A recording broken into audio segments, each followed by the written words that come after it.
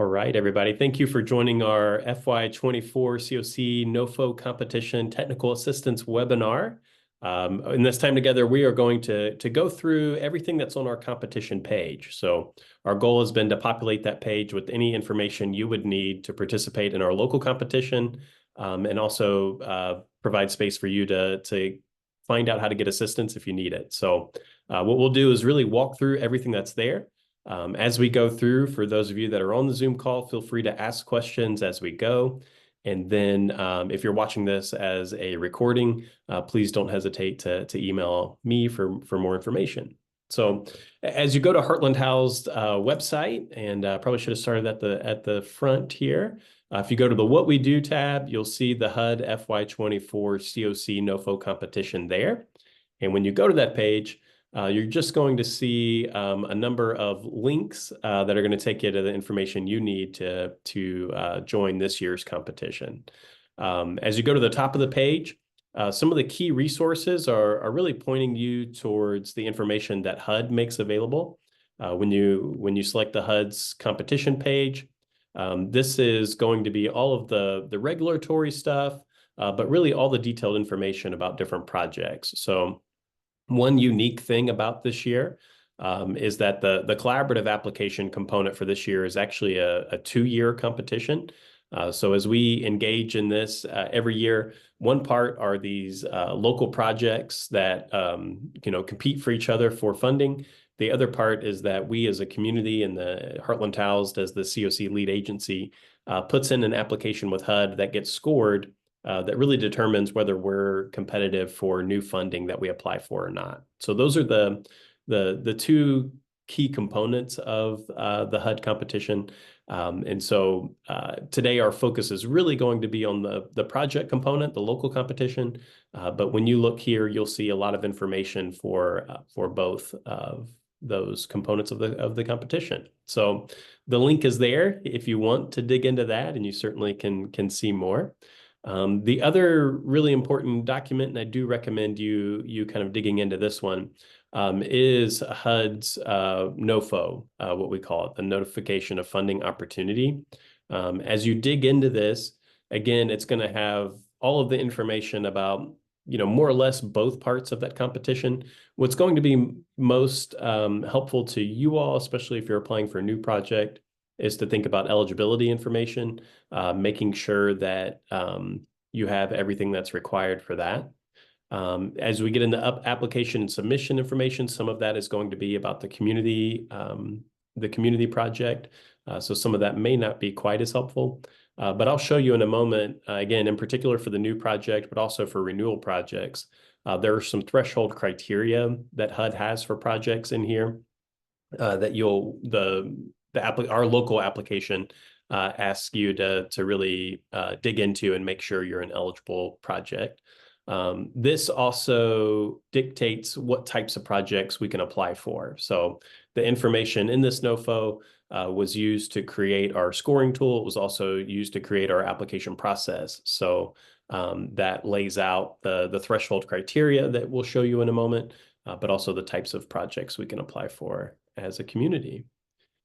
So back out to our page, and I'm recognizing I didn't load this one. One key thing that you want to be aware of is the competition timeline. So we're here at August 23rd. This is our technical assistance webinar. We're going to post it on the website. From here, the next key part of the competition is that on Tuesday, September 3rd, we're asking all organizations interested in applying for a new project to complete a letter of interest. I'll show you what that looks like.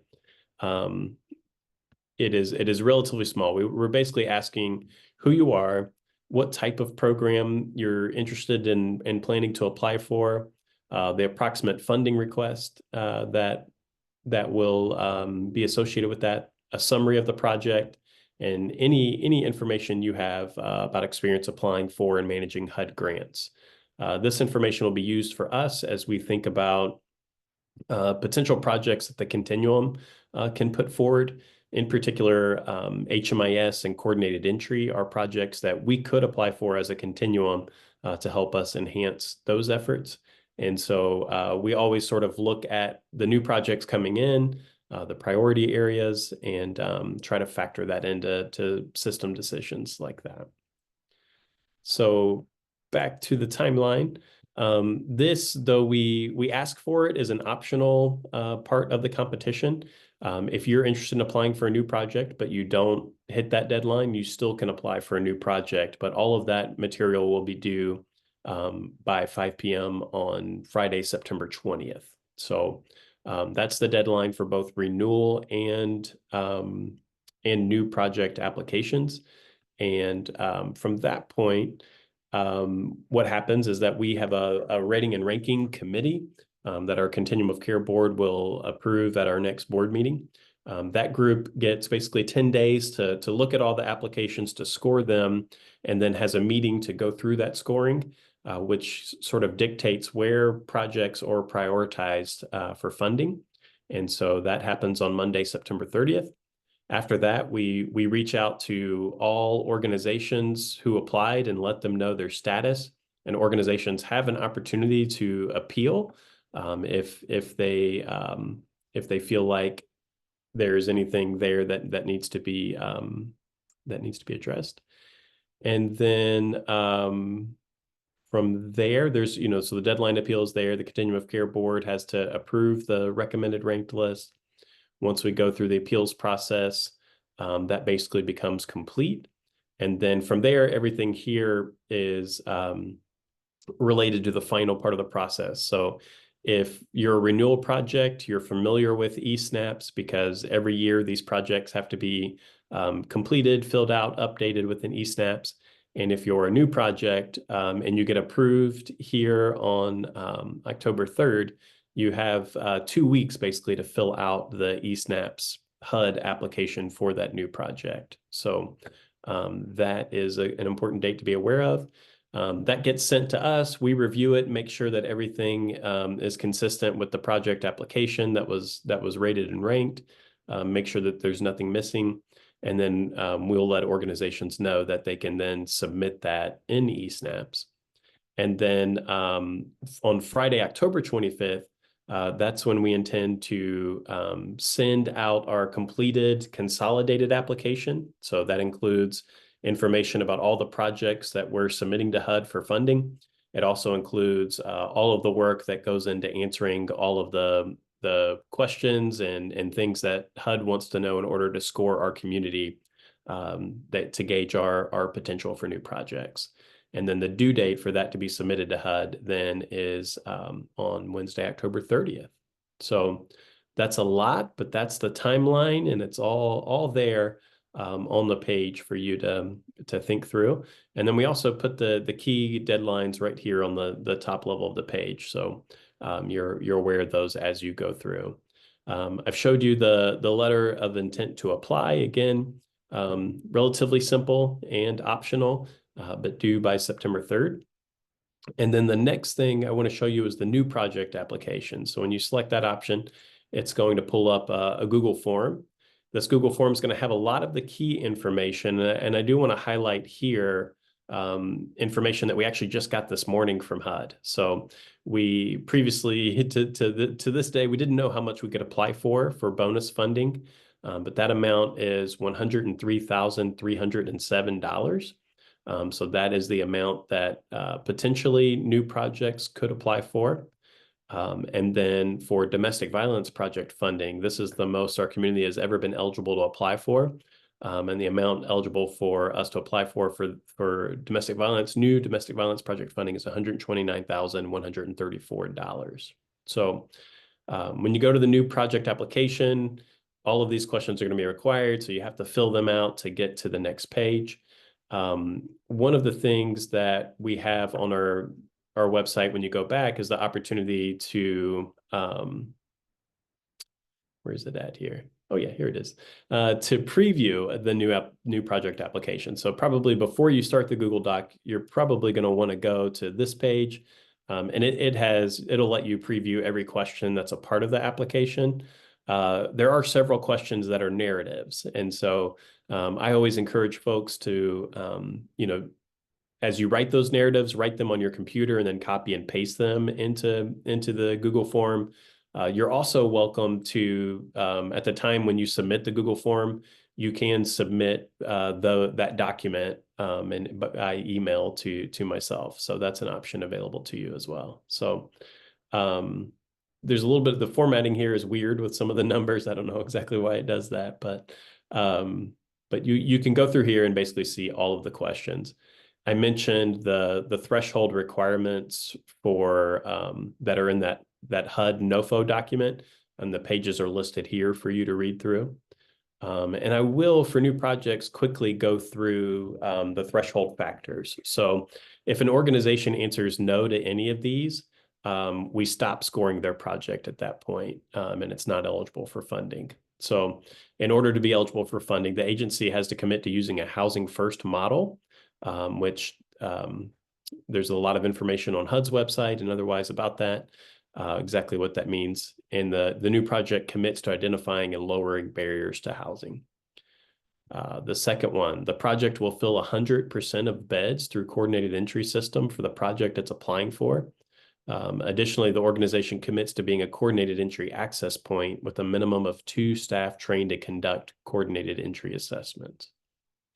3, the project will participate in the homeless management information system, or in the event the provider is a victim service provider, they have to use a comparable database.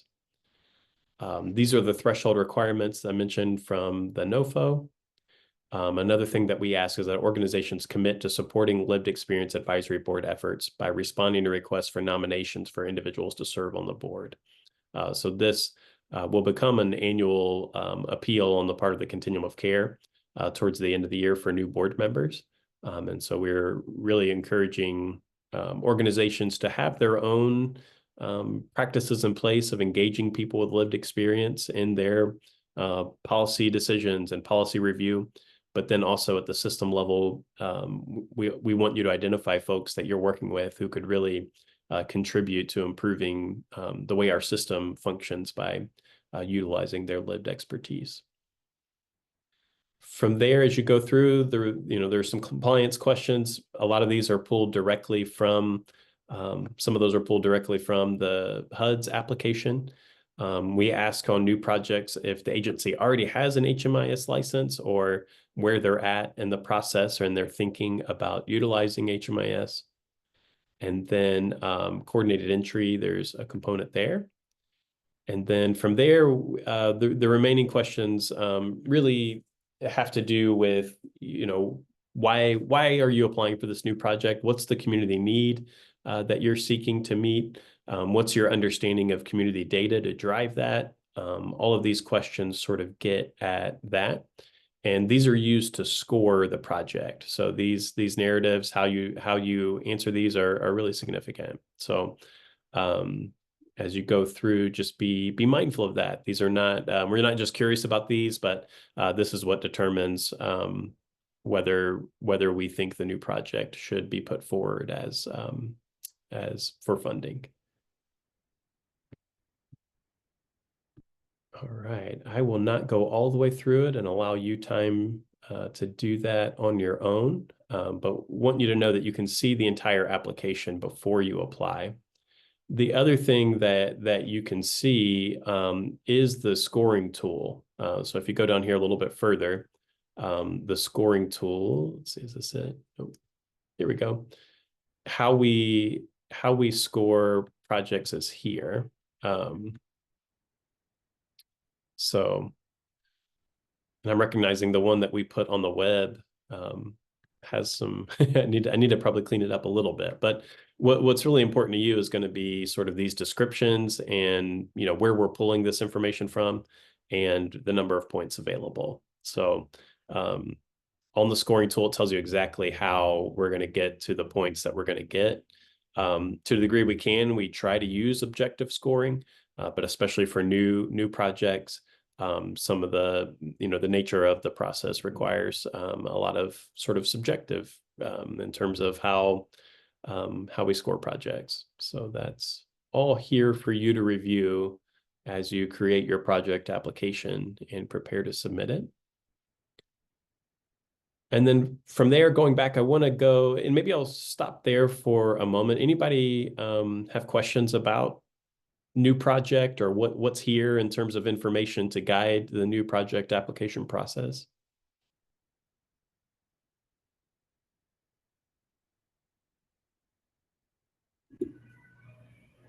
Josh, so hey, I just want to confirm, so the funding available that's the full amount, the 103,307, and then if you are a DV project, that would be 129, 134.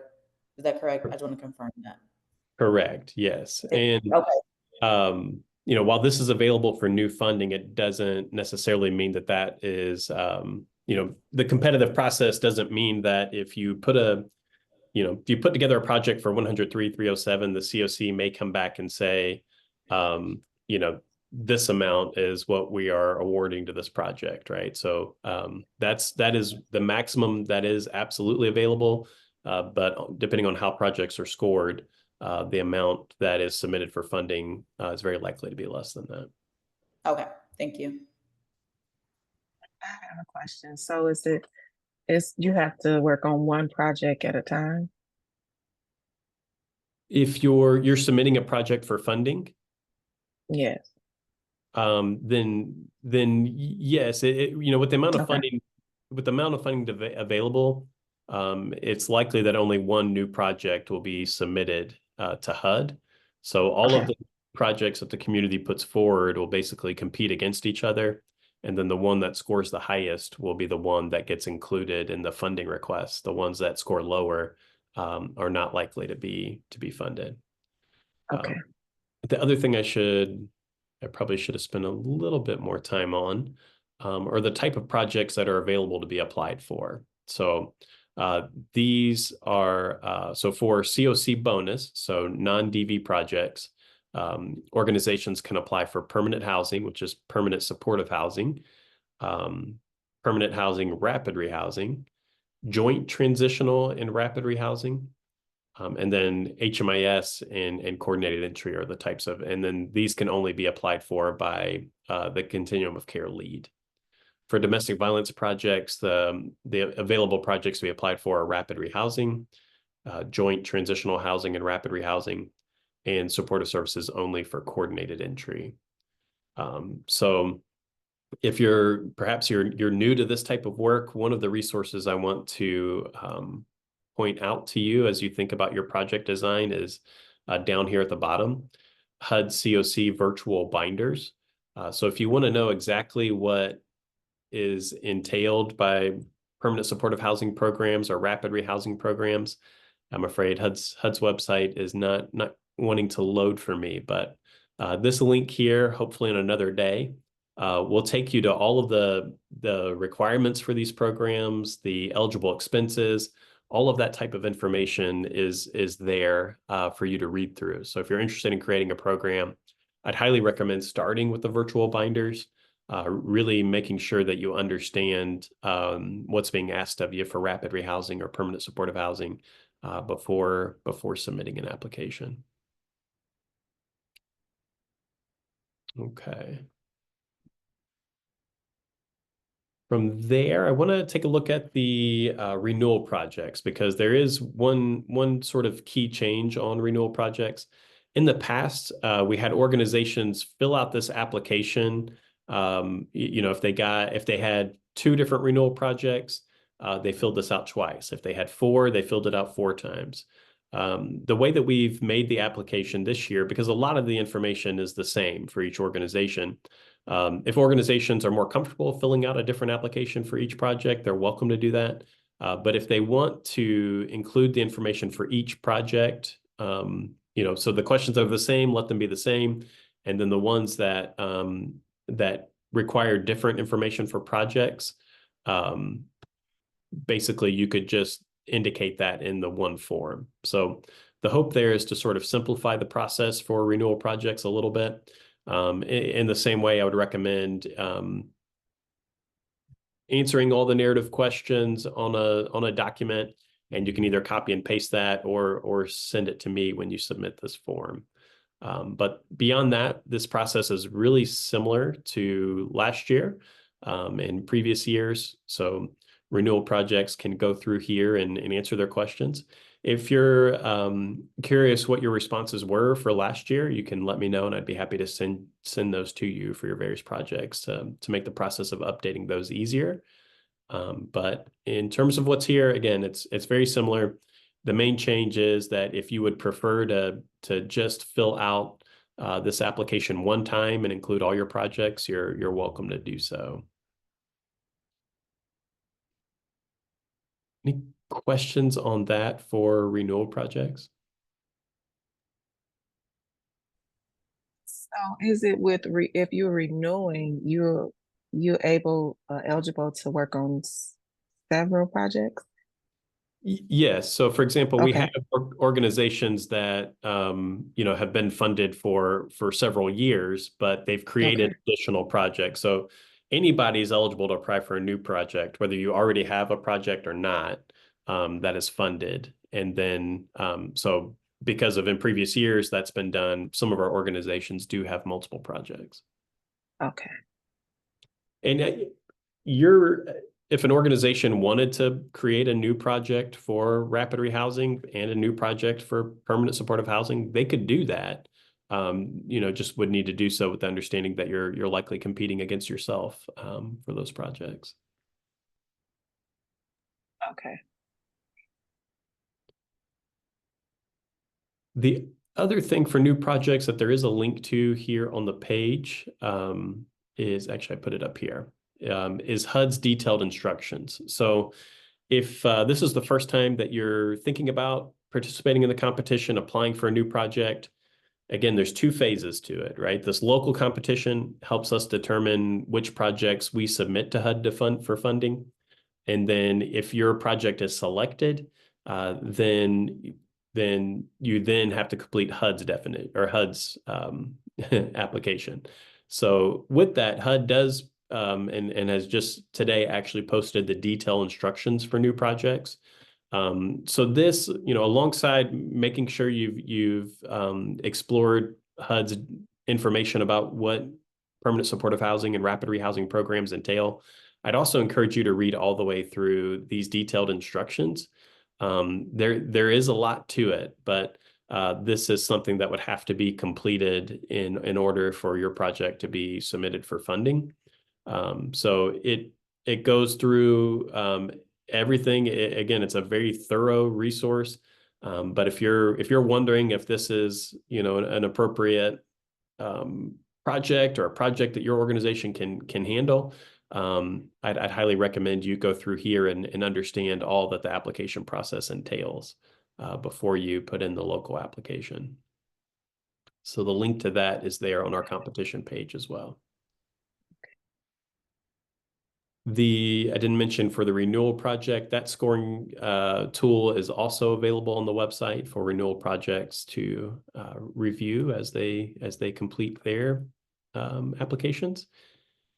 And then down under additional resources. So the Heartland Continuum of Care has a local competition policy, and that really guides and dictates how this process is put together and how it works. And so if you have any questions about that or concerns about that, the policy is right there on the page for you to review as well.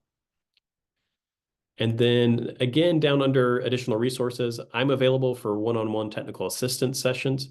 I can answer, that doesn't mean that we'll help put the project application together, but we'll do everything we can to answer questions you have that are appropriate to do so without giving any organization an advantage. And then down here, again, another thing to understand if this is your first time getting engaged in this work, are all the laws, regulation, and notices that HUD uses to guide these programs. Down from the definition of homelessness to who could be served. The COC program registration notice again is the core details that guide the creation of all these programs. And then I don't think that's the right link there. Let's see what that one pulls up. Yeah, I'll have to correct that link. But then other federal requirements that also apply to COC grantees.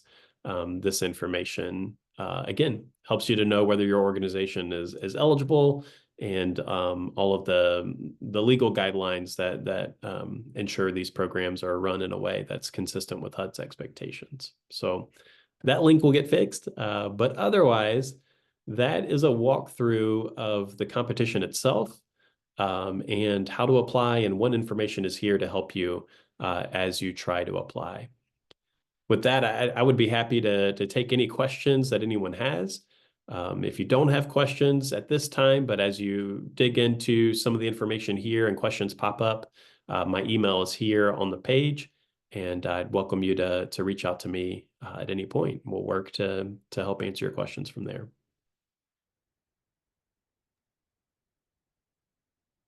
Okay, thank you. No problem. Yeah, thanks, Josh. My pleasure. Yeah. Have a great day, everyone. And we'll post this Thanks, you on too. the website, so it'll be available there. And then again, just reach out if you have questions from here. Thanks, Thank you, everybody. Josh. Appreciate it. Thank you. Bye, everyone.